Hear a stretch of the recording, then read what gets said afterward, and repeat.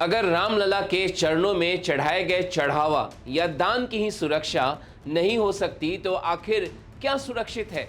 SIT कह रही है कि चोरी एक दो बार नहीं बल्कि बार बार हुई है। तो क्या सिर्फ कुछ कर्मचारियों की गिरफ्तारी से पूरी जिम्मेदारी खत्म हो जाती है? यदि श्री राम जन्मभूमि तीर्थ क्षेत्र ट्रस्ट पारदर्शिता का दावा करता है तो फिर नियुक्तियों से लेकर निगरानी तक में इतनी बड़ी चूक कैसे हुई? क्या इस पूरे विवाद को असली मुद्दे से भटकाकर राजनीति, धर्म और भावनाओं की तरफ मोड़ने की कोशिश की जा रही है? आज सियासत, इसी विषय पर आप देख रहे हैं द फेडरल देश। मैं हूं मनीष कुमार। अयोध्या में राम मंदिर कोई साधारण मंदिर नहीं है। यह करोड़ों हिंदुओं की आस्था का केंद्र है। यहाँ चढ़ाया जाने वाला दान केवल रुपया पैसा नहीं, भक्तों की भगवान राम में श्रद्धा है। कोई किसान अपने फसल बेचकर चढ़ावा चढ़ाता है, कोई मजदूर अपने मजदूरी में से थोड़ा पैसा निकाल कर दान करता है, कोई माँ अपने बच्चे के नाम पर चढ़ावा चढ़ाती है। इसलिए यदि उस दान पर सवाल उठते हैं तो बात सिर्फ पैसों तक सीमित नहीं रहती बल्कि भरोसे पर आकर टिक जाती है। यदि कहीं चोरी हुई है, यदि किसी कर्मचारी ने गबन किया है, यदि किसी ने दान में हाथ डाला है तो सबसे पहले उसी का पर्दाफाश होना चाहिए। यह पूरी तरह राजनीति से परे है। लेकिन उतना ही जरूरी सवाल यह भी है कि आखिर इतनी बड़ी व्यवस्था में ऐसी नौबत आई ही क्यों? श्री राम जन्मभूमि तीर्थ क्षेत्र ट्रस्ट देश का सबसे चर्चित धार्मिक ट्रस्ट है और रामलला के मंदिर में चढ़ावा की सुरक्षा के कई स्तर हैं। नकदी की गिनती की व्यवस्था है, सीसीटीवी कैमरे हैं, बैंकिंग प्रक्रिया है, प्रशासनिक निगरानी है। ऐसे में यदि जांच में यह सामने आता है कि चोरी एक बार से अधिक बार हुई है तो स्वाभाविक रूप से सवाल सिर्फ उन लोगों पर नहीं उठेंगे जो गिरफ्तार हुए हैं। सवाल उस पूरी व्यवस्था पर उठेगा जिसने आंखें मूंद कर यह सब होने दिया। यदि किसी सरकारी बैंक में करोड़ों का घोटाला हो जाए तो क्या सिर्फ कैशियर को गिरफ्तार करके मामला खत्म हो जाता है? नहीं, ब्रांच मैनेजर से लेकर ऑडिट सिस्टम तक पर सवाल खड़े किए जाते हैं। पूरा प्रबंधन और बोर्ड सवालों के घेरे में आ जाता है। यदि किसी कंपनी में वित्तीय गड़बड़ी हो जाए तो निदेशक मंडल यानी बोर्ड में जो डायरेक्टर्स हैं उन सभी से जवाब मांगा जाता है। फिर जब मामला देश के सबसे महत्वपूर्ण मंदिरों में से एक का हो तो सवाल पूछना गलत कैसे हो गया? राम भक्ति के विरोध में कार्य करने वाले लोगों के अंदर जो राम भक्ति का झूठा ज्वार दिखावे के लिए जगा हुआ है वह साधारण नहीं, असाधारण है। और वह असाधारण कुछ अन्य हेतुओं से है और इसका मुख्य हेतु पूरे हिंदू समाज को ये ध्यान में लेना चाहिए। इसका मुख्य हेतु हम लोगों को बांटना है। कुछ लोग कह रहे हैं कि इस मामले पर सवाल उठाना राम मंदिर का विरोध करना है। यह तर्क अपने आप में ही सबसे खतरनाक है। राम मंदिर और राम मंदिर ट्रस्ट दोनों एक चीज नहीं है। रामलला करोड़ों लोगों की आस्था है, लेकिन ट्रस्ट एक प्रशासनिक संस्था है। किसी प्रशासनिक संस्था से सवाल पूछना सबका अधिकार है।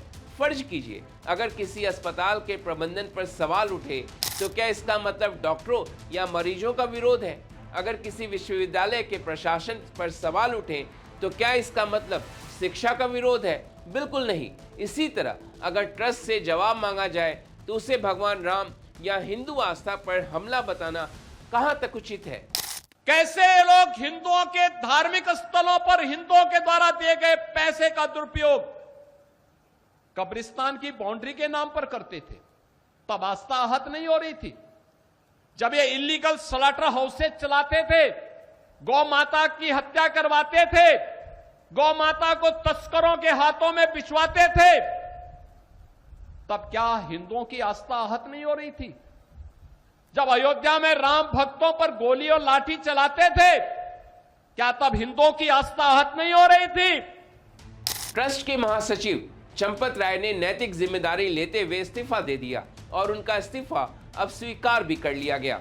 दूसरी तरफ ट्रस्ट के कोषाध्यक्ष गोविंद देव गिरी ने सार्वजनिक रूप से कहा कि चंपत राय की निष्ठा पर कोई सवाल नहीं उठाया जा सकता, केवल असावधानी हुई है। यहाँ कोई व्यक्ति दोषी है या नहीं इसका फैसला जांच में तय होगा। लेकिन सवाल यह है कि क्या सिर्फ असावधानी कह देने मात्र से जवाबदेही खत्म हो जाती है? अगर किसी संस्था में सुरक्षा व्यवस्था इतनी कमजोर हो कि बार बार चोरी हो जाए तो क्या यह केवल असावधानी है या फिर यह प्रशासनिक विफलता भी है? और यदि यह प्रशासनिक नाकामी है तो उसकी जिम्मेदारी किसकी होगी? यह भी कहा गया कि भारतीय स्टेट बैंक को शिकायत दर्ज करनी चाहिए थी, लेकिन सवाल यह है कि क्या मंदिर ट्रस्ट अपनी जिम्मेदारी किसी दूसरे संस्थान पर डालकर बच सकता है? एसबीआई को भी अपनी जिम्मेदारी लेने से चूकना नहीं चाहिए, क्योंकि जो काम हुआ है वो एसबीआई के साथ मिलकर के हुआ है, तो उनकी भी अपनी जिम्मेदारी थी और उनकी निगरानी न होने का भी इसमें एक बहुत बड़ा परिणाम हम लोगों को भुगतना पड़ा है। वास्तव में मेरी दृष्टि में तो यह एफआईआर भी जो किया जाना चाहिए था वो एसबीआई के द्वारा किया जाना चाहिए था। दान किसके पास आया? दान की सुरक्षा की पहली जिम्मेदारी किसकी थी? व्यवस्था किसने बनाई? निगरानी किसे करनी थी? यदि इन सवालों के जवाब ट्रस्ट के पास है तो उन्हें सार्वजनिक किया जाना चाहिए, क्योंकि यह किसी निजी संस्था का पैसा नहीं है बल्कि जनता का दान है। जब ट्रस्ट बार बार यह कहता रहा कि पूरी व्यवस्था पारदर्शी है, तब कर्मचारियों की नियुक्ति किस प्रक्रिया से हुई? क्या पर्याप्त सत्यापन किया गया था? क्या कर्मचारियों की पृष्ठभूमि की जांच की गई थी? क्या वित्तीय जिम्मेदारी संभालने वाले लोगों के लिए अतिरिक्त सुरक्षा मानक बनाए गए थे? अगर सब कुछ नियमों के अनुसार हुआ था तो फिर इतनी बड़ी चूक कैसे हुई? और अगर नियमों का पालन नहीं हुआ तो उसकी जिम्मेदारी कौन लेगा? कथित तौर पर एसआईटी की प्रारंभिक जांच में कहा गया कि सीसीटीवी फुटेज में कई अवसरों पर नकदी की चोरी दिखाई देती है। यदि जांच के बाद इन तथ्यों की पुष्टि होती है तो यह केवल आपराधिक मामला नहीं रहेगा, बल्कि प्रशासनिक विफलता का भी गंभीर प्रश्न बनेगा। ट्रस्ट के कोषाध्यक्ष गोविंद देव गिरी ने कहा कि भारतीय स्टेट बैंक को शिकायत दर्ज करानी चाहिए थी। सवाल उठता है कि आखिर बैंक मंदिर के मैनेजमेंट को देख रहा था? क्या बैंक कर्मचारी की नियुक्ति कर रहा था? क्या बैंक सीसीटीवी की निगरानी कर रहा था? क्या बैंक रोज दान पेटियों की सुरक्षा सुनिश्चित कर रहा था?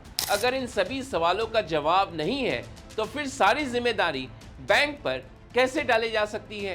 बैंक की अपनी भूमिका हो सकती है। अगर बैंक की किसी प्रक्रिया में चूक हुई तो उसकी भी जांच होनी चाहिए, लेकिन क्या इससे ट्रस्ट की जवाबदेही कम हो जाती है? गोविंद गिरी कोषाध्यक्ष ने इन सब चीजों का अनाउंसमेंट किया। अरे उनकी खुद की भूमिका संदिग्ध है, वो खुद सवालों के दायरे में है।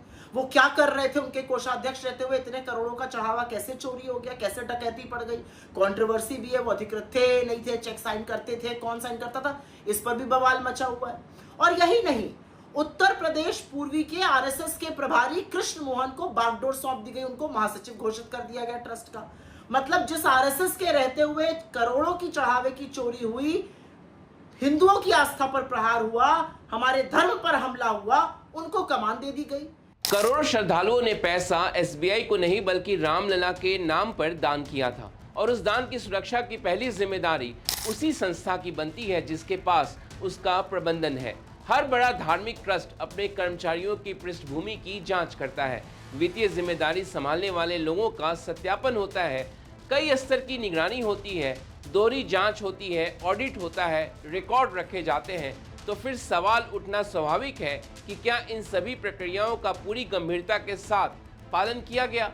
अगर किया गया तो कथित चोरी बार बार कैसे होती रही? और अगर नहीं किया गया तो इसकी जिम्मेदारी किसकी बनती है? क्या सिर्फ वे कर्मचारी जो आज गिरफ्तार हैं, या वे लोग भी जिनके ऊपर पूरी व्यवस्था की निगरानी की जिम्मेदारी थी? किसी भी संस्था में सबसे ऊपर बैठा व्यक्ति हर अपराध का आरोपी नहीं होता है, लेकिन हर प्रशासनिक नाकामी की नैतिक जिम्मेदारी शीर्ष नेतृत्व तक जरूर जाती है। क्या इस पूरे मामले में जवाबदेही ऊपर तक तय होगी या फिर कहानी कुछ कर्मचारियों की गिरफ्तारी पर ही खत्म कर दी जाएगी?